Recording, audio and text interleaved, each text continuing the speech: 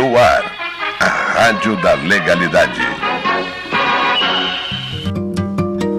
Agosto de 1961. No Rio Grande do Sul, o governador Leonel Brizola lidera a campanha da legalidade. Naquele ano, o Brasil é governado por Jânio Quadros, apoiado pela UDN e por outros partidos conservadores. O vice é o gaúcho João Goulart, o Jango do PTB, porque presidente e vice eram eleitos de forma desvinculada. No Rio Grande do Sul, o governador é Leonel Brizola, também do PTB e cunhado de Jango. O estado tem forças políticas polarizadas. Era uma espécie de divisão entre o trabalhismo e o antipetebismo do PSD, UDN e PL. A polarização política vinha dos primórdios da República, com a divisão entre o projeto político republicano, o PRR de Júlio de Castilhos e Borges de Medeiros, e os liberais conservadores, os federalistas e, depois, os libertadores do PL. O PSD era herdeiro dos liberais, um partido forte e predominante na área rural do estado, com um discurso oligárquico e conservador. O PTB consolidava-se com um projeto modernizador, nacionalista e reformista, em especial nas regiões urbanizadas. O PTB era especialmente forte no Rio Grande do Sul, o que não ocorria em estados populosos como São Paulo e Minas. Mas no primeiro semestre de 61, ocorre uma divisão importante no partido com a criação do MTR, o Movimento Trabalhista Renovador, sob a liderança de Fernando Ferrari. O racha trabalhista iria se refletir nas eleições seguintes, quando Brizola não consegue eleger seu sucessor e o povo escolhe Hildo Meneghetti do PSD. A polaridade sempre marcou as posições políticas no Rio Grande do Sul. Mas em 1961, um episódio conseguiria unir todas as forças: a campanha da legalidade, que garantiu a posse de João Goulart depois da renúncia de Jânio Quadros. A Assembleia Gaúcha teve papel decisivo na sustentação do movimento da legalidade. Unidos pela liberdade, marchamos todos juntos com a bandeira que prega a lealdade, protesta contra o tirano.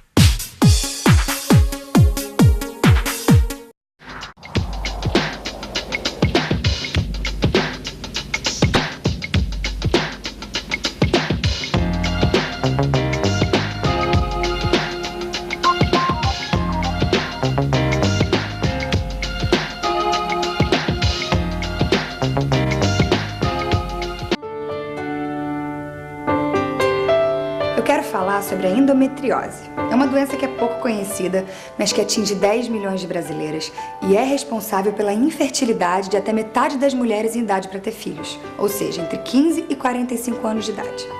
A endometriose aparece quando o tecido eliminado durante a menstruação fica retido dentro da barriga e atinge outros órgãos dessa região. Um dos principais sintomas é a dor intensa durante a menstruação, que piora com o passar do tempo, mesmo depois do período menstrual ter acabado ou mesmo fora dele.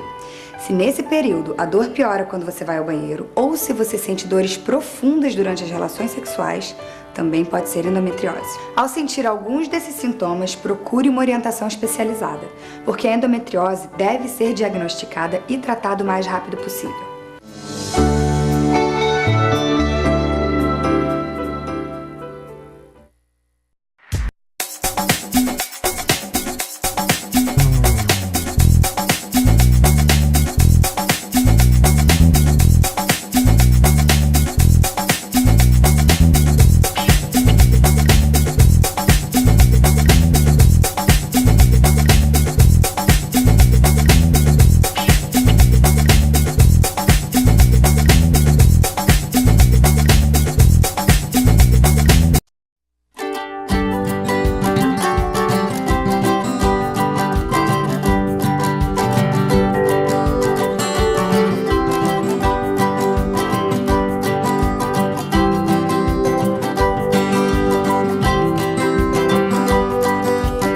essa flor, ou melhor, esse jardim, ele não ficou bonito por acaso. Para crescer assim, foi preciso muitos cuidados.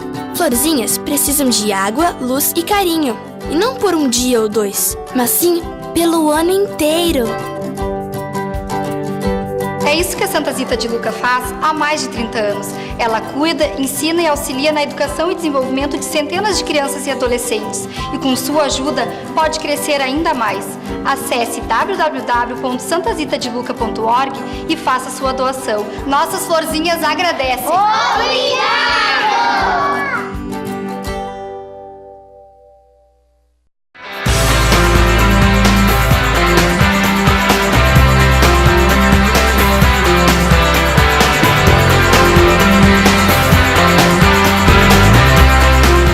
Volta, programa Norte em Ação, nosso quadro Entrevistas Especiais, e hoje, com a grata satisfação, estamos recebendo a TAP, Transportes Aéreos Portugueses, que está desde 1967 aqui em Porto Alegre, desde 1945 em Portugal, onde nasceu, e conosco aqui trazendo os seus trabalhos. E para conhecer esse trabalho e os projetos da TAP, nós estamos recebendo a gerente regional responsável pelo Rio Grande do Sul e Santa Catarina, a Maria João Haupt.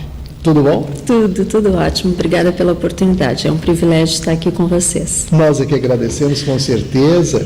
E uma empresa com a tradição da TAP, claro que a gente não poderia deixar de tê-las junto conosco aqui também para conversar com a nossa comunidade, para falar dos seus projetos, porque eu sei que existem coisas novas sendo lançadas aí e parcerias importantes que eu gostaria que a gente destacasse e colocasse hoje para o público que nos acompanha.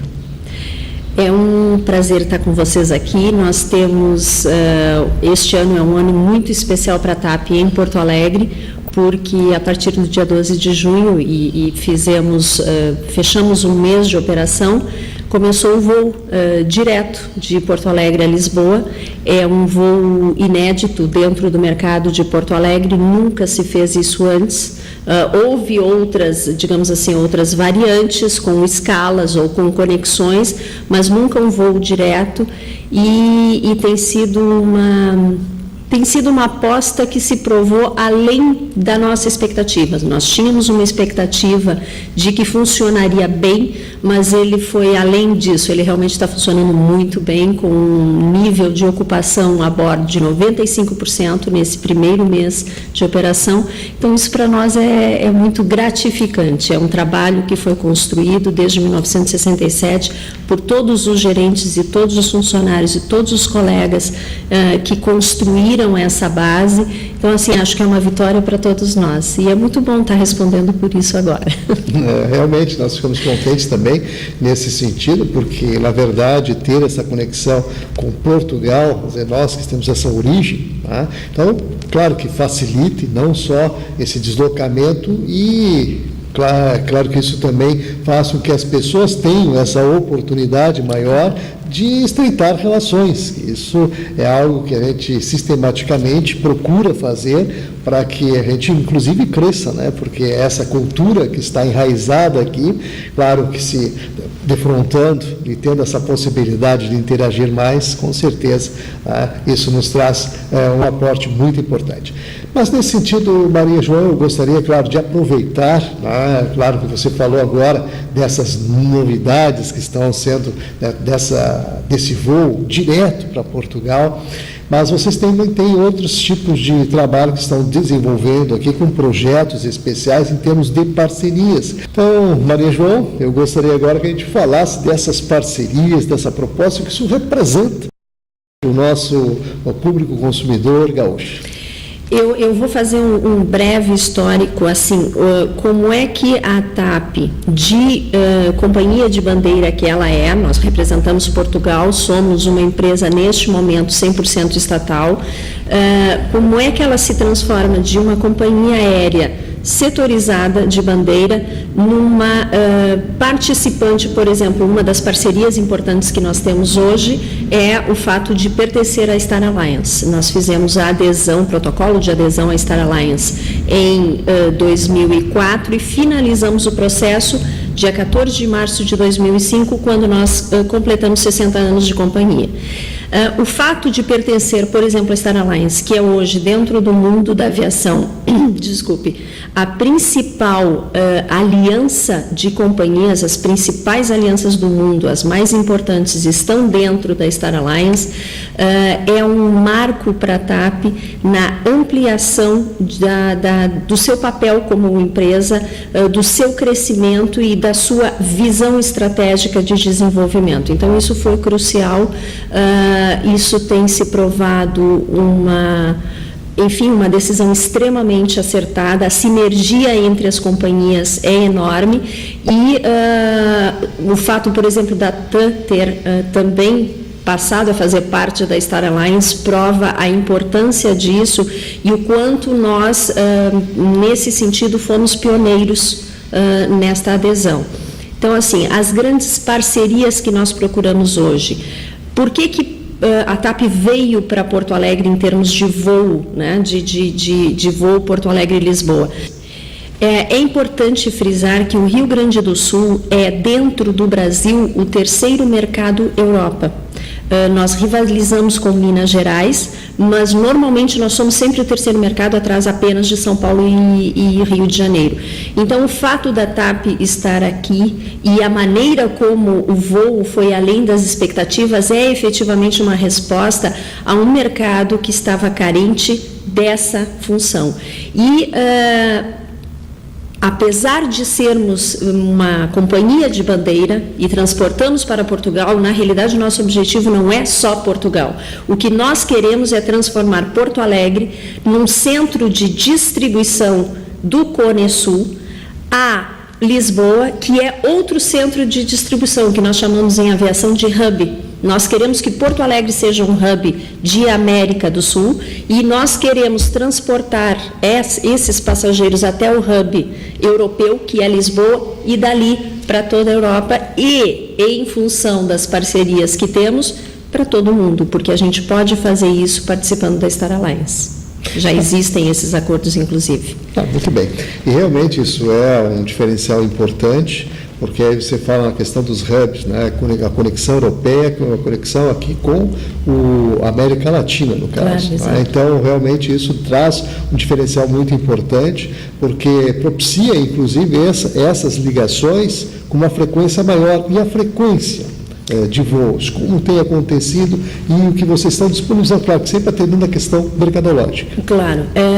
Na realidade, nós, como visamos o tráfego de lazer e corporativo, um voo com menos de 4 frequências para o tráfego corporativo, ele não se prova. Ele precisa efetivamente ter no mínimo 4 frequências semanais, que é o que nós temos neste momento. Nós operamos às segundas, quartas, sábados e domingos de Porto Alegre para Lisboa e de Lisboa para Porto Alegre mesmos dias. Então, a vinda é diurna e a volta para a Europa noturna.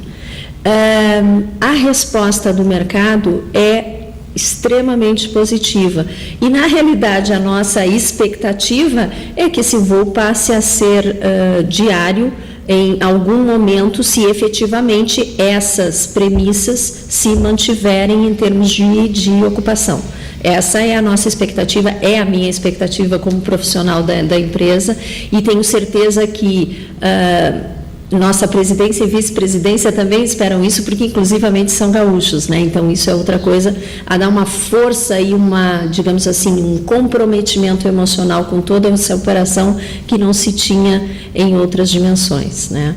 E a TAP, na realidade, tem descentralizado no Brasil, a gente tem descentralizado esses que nós chamamos gateways, que são os pontos, as cidades de distribuição, e nós passamos a trabalhar com outras cidades. E isso se provou no resto do Brasil e eu tenho certeza que vai se provar também em Porto Alegre. Que maravilha, realmente é um crescimento importante, significativo, porque a nossa conexão é até pela característica regional, tá? Porque nós temos muita afinidade com a Europa. E nesse sentido, a gente percebe também que esses voos, esse trabalho que vocês estão intensificando, propiciam, né, essa interatividade maior, como eu já havia dito. E o diferencial disso tudo, é claro, o tempo de espera, que é muito importante quando se fala em conexão e quando se fala em qualquer coisa fora dos voos diretos, realmente é desgastante. E isso, claro, que traz um feedback importante. E nesse aspecto, como é que vocês estão recebendo essas informações, ou seja, o feedback, como é que está se processando? É muito interessante a maneira, assim, existe uma questão operacional que efetivamente é de conforto, é de menos tempo envolvido. Nós sabemos que o Guarulhos hoje passa por um estrangulamento, essa é a palavra que melhor define, um estrangulamento dos serviços naquele aeroporto. Trabalhava-se, por exemplo, com 3 horas de conexão para um voo internacional. As companhias já começam a pedir das cidades que trabalham com essa cidade de conexão internacional, que seria Guarulhos, para que esse tempo não seja mínimo a 4 horas. No mínimo tem que ter 4 horas, porque as filas são imensas. Então, assim, existe uma desqualificação do aeroporto em termos de atendimento. Ele não tem condições de atender o volume de tráfego que passa por ele. Então, a TAP, operando de Porto Alegre, na realidade é um conforto enorme. E quando nós falamos em Porto Alegre, a gente não pode esquecer que a pessoa tanto pode chegar a Porto Alegre quanto ela ser distribuída para o interior.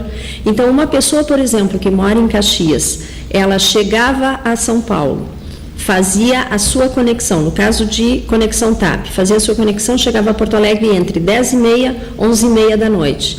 Ele ainda tinha, depois de pegar a bagagem, depois de desembarcar, no mínimo 2 horas de viagem. Então, ele chegaria de madrugada à sua casa, quando provavelmente a sua viagem teria começado na madrugada na Europa, né? Então, assim, não é o melhor ambiente, digamos, não é a melhor hipótese de viagem.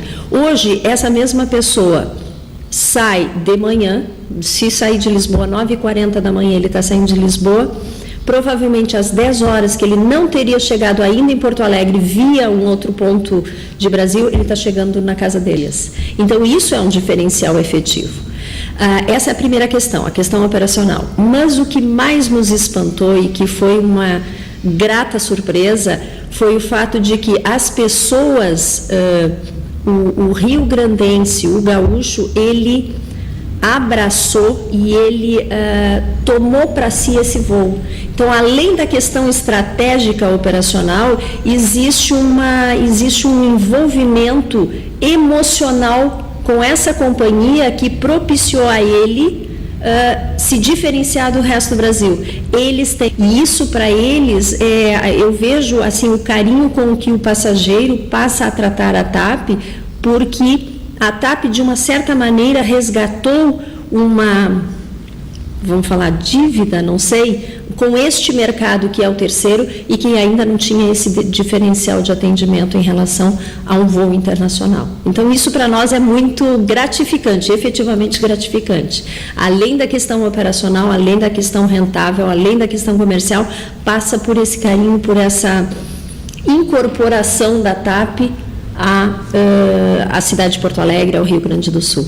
Aliás, eu acho que assim, a data de inauguração do voo foi extremamente feliz, porque assim, 12 de junho, Dia dos Namorados, foi uma declaração de amor entre a TAP, Porto Alegre e o Rio Grande do Sul. Acho que foi muito, muito bom a escolha da data em que nós começamos a operar.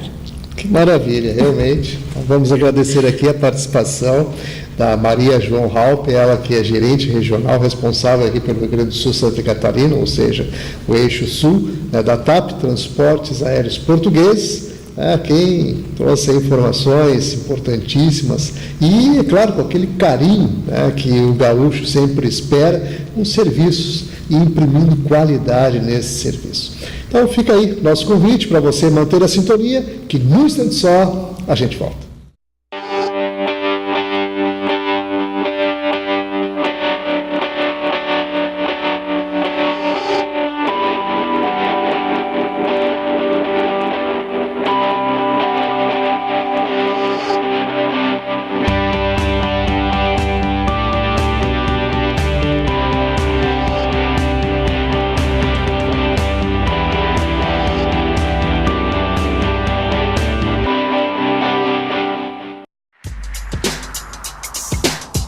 Directamente para mi familia y todas las mujeres que se encuentren en Colombia.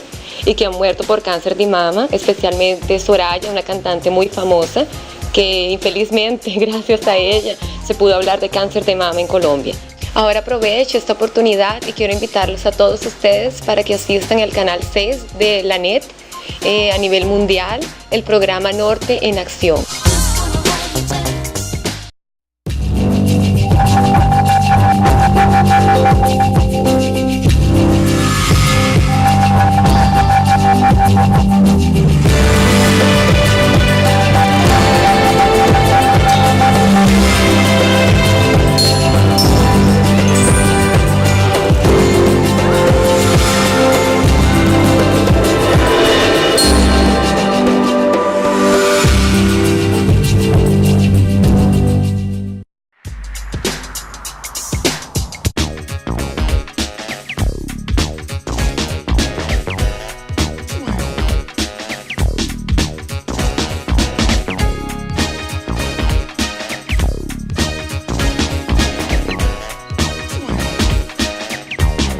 Estamos de volta com o programa Norte em Ação, agora no quadro Alô Doutor, e com a grande satisfação estamos recebendo hoje, dentro do programa, a psicóloga, a doutora Sula Fagundes, que participa conosco para falar sobre envelhecimento, as questões que dizem respeito ao estresse, ao medo, enfim, aquelas situações todas que vivenciamos durante esse período da vida, nessa etapa da vida.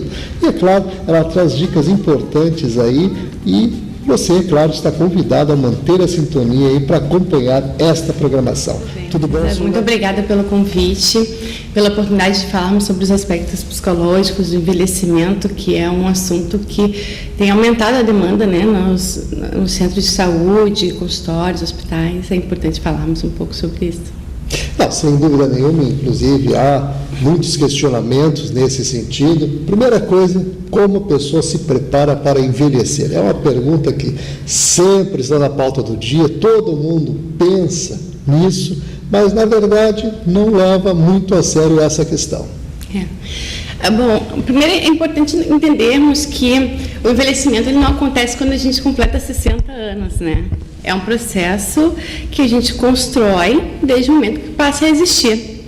Então, como vai se dar a nossa fase idosa depende muito de como levamos a nossa vida, das escolhas que fazemos ao longo da vida. E quando acontece uma situação em particular, quando já estamos mais velhos, é que nos damos conta de que chegamos, então, na fase idosa, né? no estar envelhecido. E no momento dessa constatação é que surgem essas questões que você falou, né? O medo, como lidar com isso, a angústia, o estresse, a dificuldade de se adaptar, porque o corpo passa a apresentar algumas limitações físicas, né? A alteração mesmo física. A gente se olha no espelho e não tem o rosto que a gente estava acostumado a ver quando era mais novo, né? E como se adaptar a isso?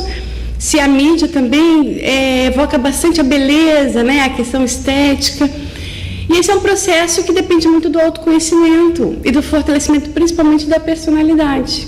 Porque é muito no aspecto da personalidade que o indivíduo vai se pautar para se ajustar ao processo de envelhecimento. Muito bem. Então, estamos aqui conversando com a psicóloga Sula Fagundes. E, claro, já vou deixar o telefone e e-mail para você começar a encaminhar as suas perguntas. Enquanto nós estivermos conversando, você pode manter contato aí com a nossa produção. O telefone é o 3023 47 25, o nosso e-mail alodoutora@ig.com.br. Então, doutora Sula, é claro que essas questões de envelhecimento, a gente falou na questão do medo e a insegurança também que existe, né, por boa parte das pessoas quando chega nessa idade. Como lidar com essa situação? Como se preparar? Sim, a gente passa então a tomar cuidados desde antes com a saúde, com a alimentação, fazer um acompanhamento periódico com o médico, né? Ir ao geriatra não precisa a gente escolher um geriatra só quando faz 60 anos, já pode começar um acompanhamento antes. E com relação aos aspectos psicológicos, nem todo mundo precisa de terapia, mas quando você está numa situação de uma angústia muito forte, desmotivação muito grande para investir na vida, é sempre bom buscar uma ajuda. Relacionamento social é fundamental, né? As pessoas precisam se estimular, sair de casa, fazer alguma atividade, explorar atividades que gostem de fazer. Essa é uma maneira, seria uma maneira, é que cada pessoa também tem a sua forma individual, né, de se preparar ou de se adaptar. Algumas pessoas têm mais facilidade, outras mais dificuldade. Nós precisamos estar atentos às pessoas que estão também ao nosso redor, porque muitas vezes as pessoas acham que o idoso ele vai ficar ranzinza, ele vai ficar mal-humorado, e não é assim, né? As características da personalidade elas só se exacerbam ao longo da vida. Então, se uma pessoa que era mais expansiva, ela fica mais tranquila, ela fica mais serena, tudo bem. Agora, se ela passa a apresentar alterações muito bruscas, é importante procurar um profissional para fazer uma avaliação, né? Não, sem dúvida. E a questão da separação da família, porque isso é uma das fases também que marca muito, tá? E é claro que a pessoa, num certo momento, às vezes até se sente um pouco sozinha. E você, como psicólogo, que aconselha o pessoal que está ligado aí com a gente, que está acompanhando o programa atentamente aí as informações que a gente está passando, que você daria assim como dica para esse pessoal que está aí passando por essa fase? Um aspecto bem importante esse. Realmente a família ela tem um papel fundamental e muitas vezes não consegue se organizar para dar um suporte para o idoso, porque hoje em dia, antigamente as mulheres davam um suporte maior e hoje em dia as mulheres estão cada vez mais presentes no mercado de trabalho, né? Os jovens também. Então seria interessante que a família se revezasse para estar com esse idoso. Um exemplo simples: um dia vai um neto almoçar, outro dia vai outro neto, outro dia vai um filho, ou leva para passear, mas sempre respeitando as vontades e os interesses do idoso, né? Às vezes a família quer ajudar tanto que ela passa a impor situações e aquela pessoa não está disposta àquilo, né? Às vezes a família quer que ela mude o comportamento, passe a frequentar festas, e aquele indivíduo ele nunca foi de frequentar muitas festas, ele sempre foi mais reservado. Então, respeitar muito a vontade do idoso, ficar atento a alterações bruscas de comportamento, né? E estar sempre buscando conversar, dar oportunidade para que esse idoso possa falar das angústias dele, das alterações, das questões que ele possui, que muitas vezes a família também não sabe como lidar, como conversar, e traz muito assunto e não dá aquela abertura para o diálogo, né? Para que o idoso possa se expressar também, expor as vontades dele. Realmente é um trabalho que requer paciência e carinho também, amor acima de tudo. E é claro que o pessoal, quando começa a compartilhar isso, evidentemente que a coisa transcorre com maior tranquilidade. E é claro que essas situações todas a gente fala com mais tranquilidade ainda desse aspecto quando se chega à aposentadoria, tá? E a aposentadoria, normalmente o pessoal não se prepara para isso. E é claro que aquela mudança brusca de rotina, isso acarreta também alguns aspectos psicológicos. Eu gostaria que você detalhasse e também a gente pudesse aprofundar um pouco mais para dizer para o pessoal o que se pode fazer, como se planejar e como se preparar para uma situação que é natural a cada um de nós. É bem interessante, né? Que nós fazemos planos muitas vezes de lazer, pensando, quando eu me aposentar, que eu vou ter mais tempo livre, eu vou fazer isso, viajar, enfim. E quando chega o momento da aposentadoria, os planos eles se perdem, né? Ou por uma dificuldade financeira, uma dificuldade física, ou mesmo por um desinteresse. E muitos conflitos passam a acontecer na família no momento da aposentadoria, porque a pessoa que passava a maior parte do tempo fora, convivendo com várias outras pessoas, a partir do momento que ela se aposenta, ela restringe o convívio social e ela passa a se ocupar das atividades em casa. Então, as pessoas que já ficavam em casa precisam se ajustar a essa pessoa que se aposentou e que vai começar também a opinar. E a pessoa que chega, então, que vai passar mais tempo em casa, ela precisa encontrar mais espaço para se colocar, enfim. E emocionalmente, né? Porque financeiramente existe um outro aspecto de preparo, mas emocionalmente é importante que a pessoa já vá planejando a aposentadoria, de como ela vai passar a não só ocupar, mas a aproveitar o tempo disponível. Então, se antes ela passava 8 horas no trabalho, essas 8 horas, como que ela vai se ocupar? Ela vai se apropriar de uma atividade que ela sempre quis fazer e não fez. Ela vai dividir entre se dedicar um tempo para si, outro para a família, para os netos. Como que ela vai preencher esse tempo fazendo coisas agradáveis? Porque um problema sério que nós encontramos são pessoas que nos primeiros dias, nas primeiras semanas, ou até no primeiro mês, fica satisfeito, relaxa, aproveita o tempo livre e depois não sabe como se ocupar, vai entrando num processo de depressão, os atritos em casa vão aumentando e assim um problema maior vai se instalando, né? Então é importante mesmo planejar. E para quem já está nessa condição, pensar, senta com a família, tenta resgatar alguns desejos, descobrir coisas novas caso queira, ou retomar prazeres antigos. Mas não só deitar no sofá e esperar o tempo passar, porque vai ter muito tempo ainda para passar, né? É verdade. E a coisa melhor que existe é ocupar bem o tempo, com certeza. Então, assim, estamos aqui conversando com a doutora Sula Fagundes, é claro que é psicóloga, experiente nessa área que estamos falando hoje, e justamente dando, né, essas dicas especiais com relação à questão da saúde, a saúde do idoso no seu envelhecimento, saber fazer isso, né, e planejar, realmente é uma dica importantíssima. E por falar em dica, nós estamos chegando ao finalzinho aqui da nossa entrevista, a sua participação aqui dentro do programa, eu gostaria de aproveitar para que você agregasse aquilo que considera mais importante e até que concluísse dizendo para o pessoal que está ligado, também estimulando-nos a ter uma nova postura, enfim, dentro da sua qualificação, da sua experiência, eu gostaria que você complementasse com as suas dicas. Sim. Como eu comentei, relacionamento social é muito importante, né? Seja ficar sentado na porta de casa, ou ir para uma praça próxima, ou frequentar algum grupo novo, fazer um curso novo. Estar inserido num convívio social, né? Não se isolar em casa. Todos os dias tentar sair, nem que seja para ir à padaria.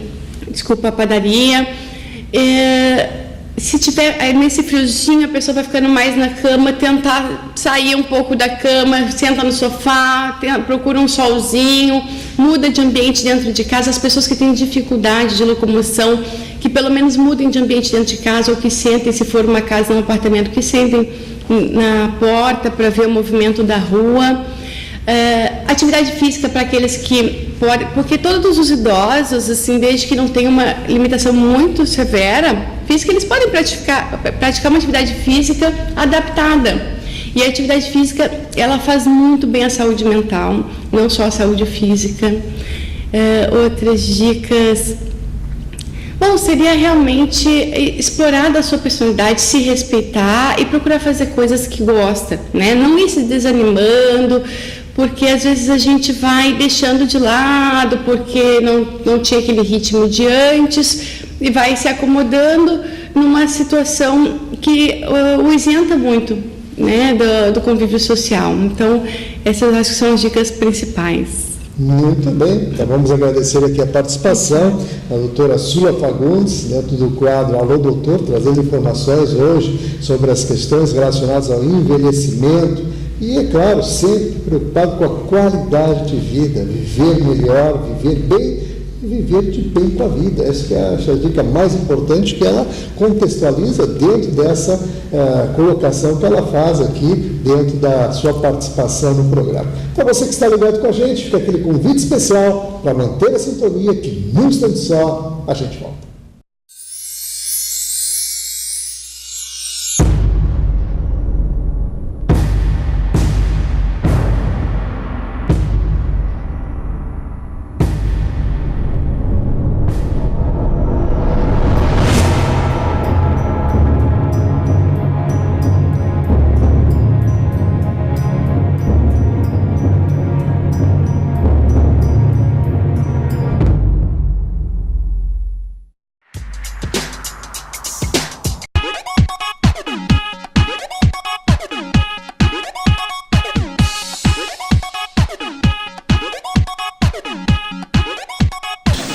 ficar bem informado sobre as atividades da Faculdade de Tecnologia Pastor Domes, Tecnodomes, assista o programa Norte em Ação, canal 6 da NET e também na Rede Mundial.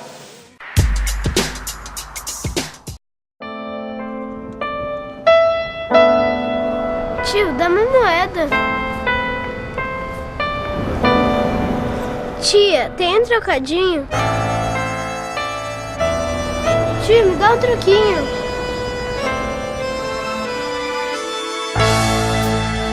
Não se contente em ser um tio de vez em quando. Seja o Dindo, de uma criança do pão dos pobres. Contribua mensalmente para a construção de um novo cidadão.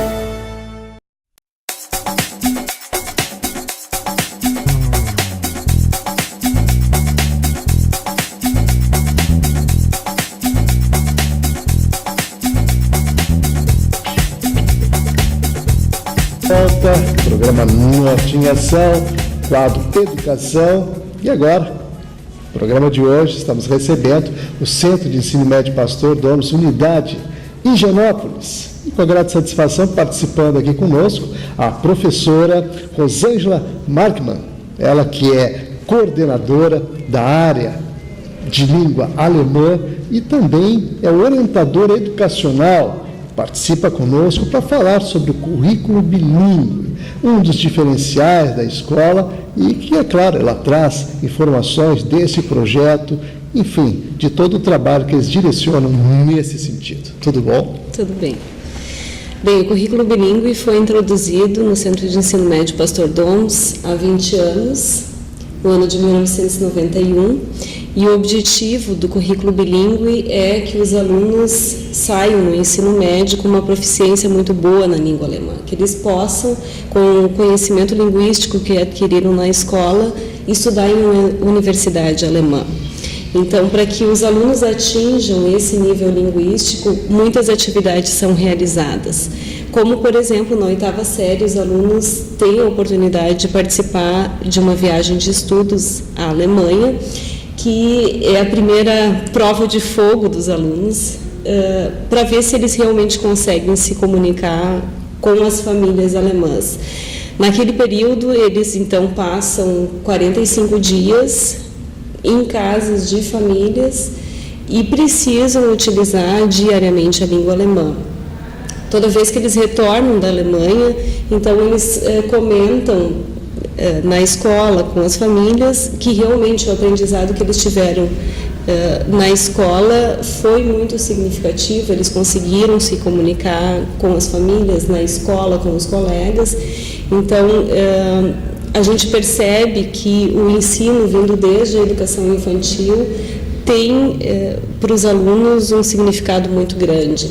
Eles começam na educação infantil com 5 aulas semanais de língua alemã. Depois, nas séries iniciais do ensino fundamental, eles têm 7 aulas, 5 de língua alemã e mais 2 de projeto, e isso se estende até o ensino médio. Então, nós oferecemos no currículo bilíngue várias provas de proficiência. Já na 6ª série, os alunos fazem a primeira delas, a CTP A1, que é o nível linguístico com base no quadro de referências para línguas, o nível linguístico A1. Depois, na 8ª série, eles fazem a segunda, que é a A2. No primeiro ano do ensino médio, eles fazem a DSD1 e no 3º ano do ensino médio, eles fazem a DSD2. Com essa prova de proficiência, a última que eles fazem no ensino médio, os alunos podem estudar em uma universidade alemã. Então, eles se preparam realmente, eles têm interesse em fazer essas provas, por mais que exijam muito estudo dos alunos, é um dos objetivos deles, porque eles saem da escola já com uma certificação na língua estrangeira. Realmente, a gente que acompanha o trabalho do Centro de Ensino Médio Pastor Domes, agora completando 20 anos, quer dizer, o currículo bilíngue realmente atende uma demanda importante dentro desse diferencial proposto pela escola e que, de fato, a gente percebe não só os alunos dentro dessa proficiência que você coloca aqui, mas a questão do intercâmbio, que eu gostaria que ele desse um foco especial, até para o pessoal entender um pouco melhor essa metodologia. O intercâmbio é realizado em parceria com como instituição alemã, a Schwaben Internacional, que já há muito tempo tem essa parceria com o Centro de Ensino Médio Pastor Doms, essa instituição que organiza, então, o programa na Alemanha. No primeiro momento, para esses alunos da 8ª série, eles têm um tour de 5 dias na Alemanha. Então, eles conhecem a cidade de Munique, conhecem a cidade de Füssen, vão para Berlim.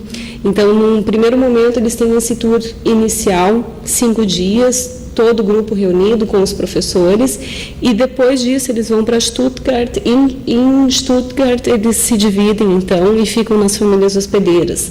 A Schwaben Internacional que organiza essas famílias, eles primeiro, aqui no Brasil, eles precisam escrever uma carta se apresentando, e de acordo com aquilo que eles escrevem na carta, então, a Schwaben organiza as famílias. Como eles já têm muita experiência em selecionar famílias, normalmente o perfil realmente se encaixa muito bem. Os alunos têm irmãos lá que praticam o mesmo esporte que eles aqui, então as afinidades eles realmente conseguem conviver bem com a família alemã. E depois, nos últimos 10 dias, então, eles se reúnem de novo, o grupo com professores, são sempre 2 professores que acompanham, um professor de língua alemã e um outro professor que saiba falar a língua alemã, mas não necessariamente seja da área. Reúnem-se, então, na última semana e fazem mais um tour por Berlim e depois retornam. Agora nós temos um grupo da 8ª série que está na Alemanha, estão retornando, então, na última semana das nossas férias aqui, retornam para o dia 1º de agosto. Que maravilha, realmente a gente fica satisfeito poder transmitir informações que sempre vêm de encontro àquela metodologia, àquela proposta maior do projeto do Centro de Ensino Médio Pastor Doms, e hoje falando em especial aí do currículo bilíngue. E por falar nessas questões, a gente fala em comemoração, os 20 anos, né, que é bom destacar, e o Doms, a própria Unidade de Higienópolis, aí comemorando 80 anos este ano, quer dizer, muitas coisas para comemorar conjuntamente, com certeza. E, por falar nessas questões, quando se fala em festa, a festa alemã também tem um diferencial dentro da unidade. E eu gostaria, claro, que você falasse, né, de como transcorreu a festa nesse ano. Nós temos sempre, a cada ano, nós temos a Semana Alemã. A Semana Alemã é organizada para os alunos do nível 1 e 2, ou seja, para a educação infantil e séries iniciais, então alunos da educação infantil até o 5º ano. E nós tivemos esse ano o tema Mundo Mágico. E sobre esse tema, então, foram realizadas várias atividades. Na abertura nós tivemos uma peça de teatro, Os Encantadores de Histórias, que contaram as histórias de Andersen, né? Os contos de fada. E as professoras trabalharam, então, em sala de aula, vários contos de fada com os alunos em língua alemã e desenvolveram várias atividades. Eles tiveram a oportunidade também de fazer uma saída pedagógica às cidades de Teutônia e Monreuter para conhecer um pouco melhor a colonização alemã nessas cidades. Voltaram muito satisfeitos com aquilo que viram nessas cidades.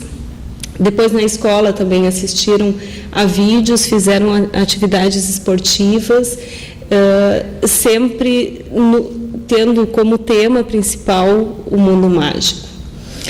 Muito bem. E nessa questão da Semana Alemã, evidentemente que ela se processa dentro de todo esse período, são 20 anos já de atuação, quer dizer, há um registro importante nesse sentido, que eu gostaria de resgatar algumas dessas questões que você fala aqui, na verdade, para a gente dar aquele foco especial nessa semana e que realmente assim, ela tem trazido, assim, em termos de retorno a cada vez que se processa um evento como esse.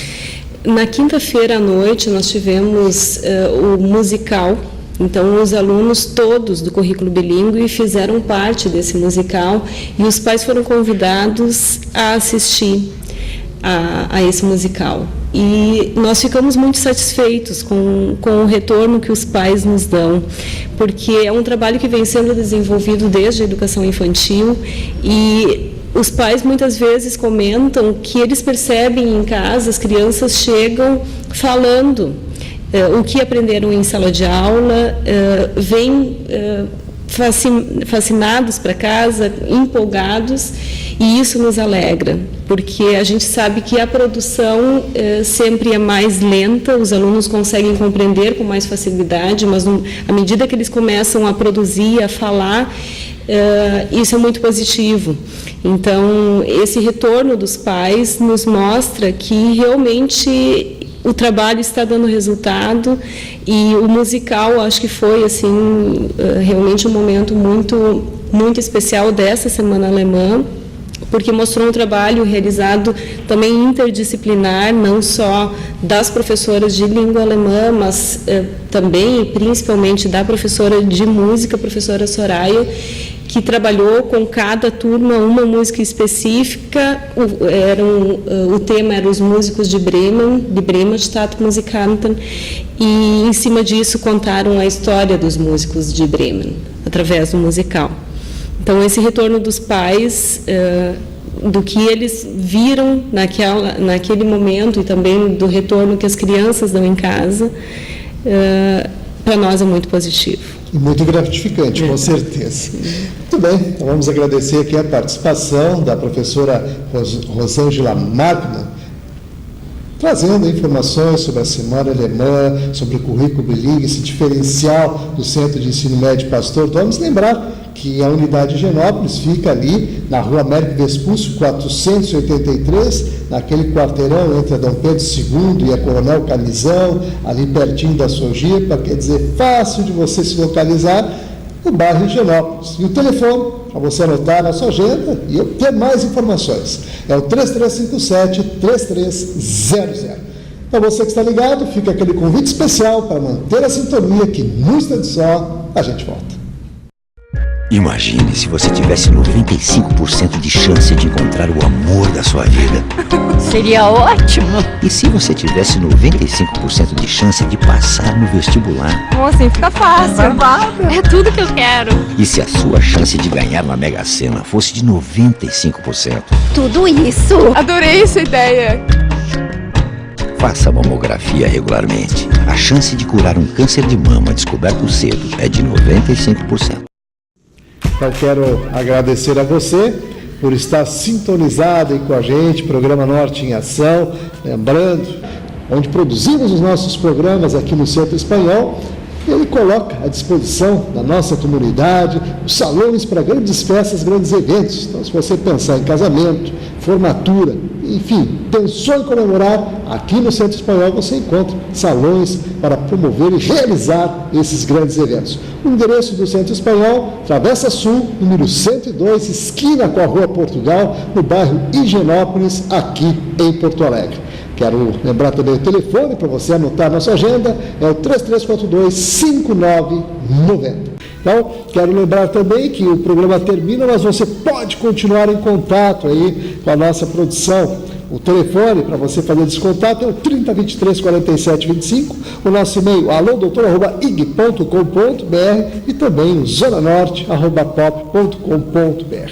Lembrando que através desse e-mail, desses e-mails e desse telefone, você pode encaminhar aí sugestões de pauta para o programa, perguntas para o quadro Aluno Doutor, questões para o pedido de providência e também a sua participação dentro da ação solidária, da ação empresarial e do quadro Educação. Então, quadros que fazem muito sucesso pela sua participação, pela sua interatividade. Então, nosso muito obrigado a todos e até amanhã.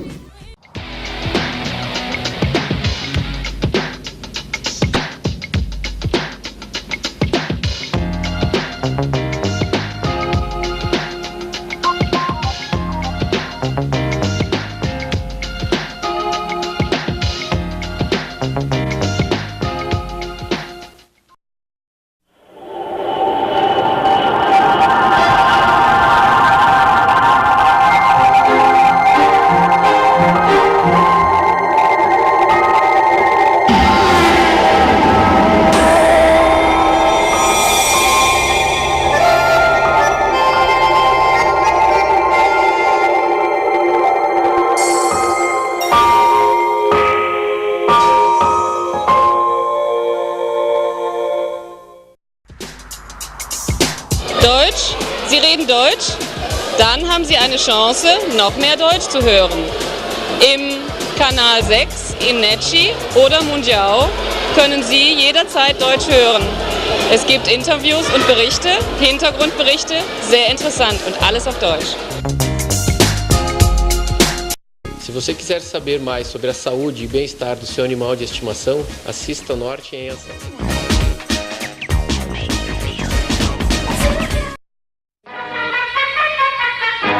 No ar, a Rádio da Legalidade. Agosto de 1961. No Rio Grande do Sul, o governador Leonel Brizola lidera a campanha da legalidade. Naquele ano, o Brasil é governado por Jânio Quadros, apoiado pela UDN e por outros partidos conservadores. O vice é o gaúcho João Goulart, o Jango do PTB, porque presidente e vice eram eleitos de forma desvinculada. No Rio Grande do Sul, o governador é Leonel Brizola, também do PTB e cunhado de Jango. O estado tem forças políticas polarizadas. Era uma espécie de divisão entre o trabalhismo e o antipetebismo do PSD, UDN e PL.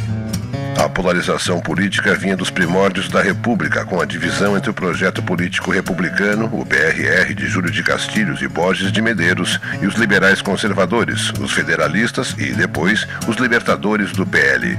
O PSD era herdeiro dos liberais, um partido forte e predominante na área rural do estado, com um discurso oligárquico e conservador. O PTB consolidava-se com um projeto modernizador, nacionalista e reformista, em especial nas regiões urbanizadas.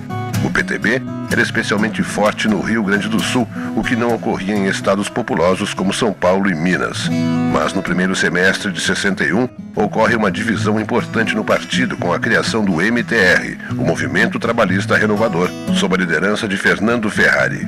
O racha trabalhista iria se refletir nas eleições seguintes, quando Brizola não consegue eleger seu sucessor e o povo escolhe Hildo Meneghetti do PSD. A polaridade sempre marcou as posições políticas no Rio Grande do Sul. Mas em 1961, um episódio conseguiria unir todas as forças. A campanha da legalidade, que garantiu a posse de João Goulart depois da renúncia de Jânio Quadros. A Assembleia Gaúcha teve papel decisivo na sustentação do movimento da legalidade. Unidos pela liberdade, marchamos todos juntos com a bandeira que prega a lealdade, protesta contra o tirano.